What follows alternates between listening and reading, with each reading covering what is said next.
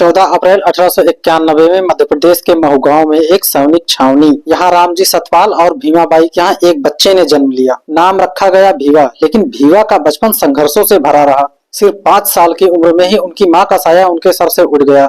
इसके बाद उनकी परवरिश की जिम्मेदारी उनकी बुआ ने संभाली। 1894 में पिताजी रामजी सतपाल आर्मी रिटायर होकर सतारा आ गए। यहाँ प्रताप सिंह हाई स्कूल में उनका दाखिला करा दिया गया, पर स्कूल क्या था, एक मैदान सामाजिक भेदभाव का। उसे बच्चों से अलग बिठाया जाता, पानी तक नहीं पीने दिया जाता, पर उस बच्चे ने हार नहीं मानी। जातिगत शोषण को सहते हुए उसने चौथी की कक्षा पास कर डाली। 1897 में पिता बॉम्बे चले गए और कुछ सालों बाद भीमा को भी बुला लिया गया। अब दाखिला हुआ एल्फिंस्टन हाई स्कूल में, एक ऐसा स्कूल जहां पर दाखिला लेने वाले वो पहले अछूत थे। शिक्षकों की उपेक्षा और सामाजिक तिरस्कार, फिर भी भीमा ने 1907 में मैट्रिक की परीक्षा पास कर डाली। इसी दौरान 1906 में विवाह हुआ रामाबाई और फिर 1912 में बॉम्बे यूनिवर्सिटी से पॉलिटिकल साइंस और इकोनॉमिक्स में बीए पास किया, वो भी टॉप रैंक से।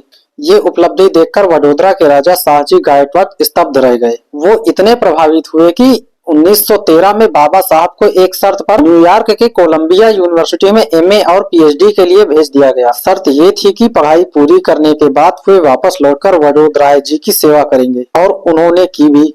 वो सिर्फ 3 साल में ही एमए और पीएचडी की डिग्री लेकर भारत वापस लौटे। अब वो सिर्फ भीमराव नहीं थे, डॉक्टर भीमराव अंबेडकर बन चुके थे। महाराजा से किए वादे के अनुसार नौकरी पर भी भेदभाव पीछा नहीं छोड़ रहा था। किराए का घर छोड़ने को मजबूर किया गया, ऑफिस में जातिगत अपमान सहना पड़ा।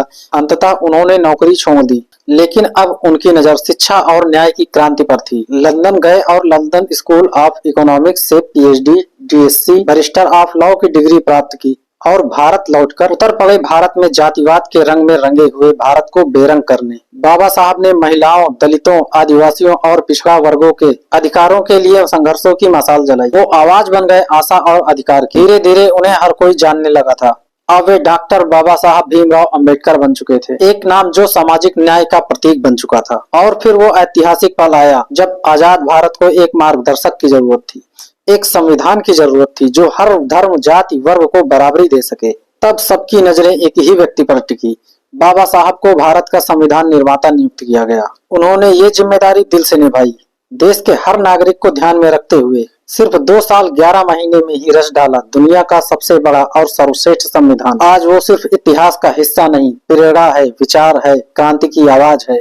ऐसी महान शख्सियत, champions of social justice, Bharat Ratna Baba Saheb Bhimrao Ambedkar को सत सत नमन। जय भीम।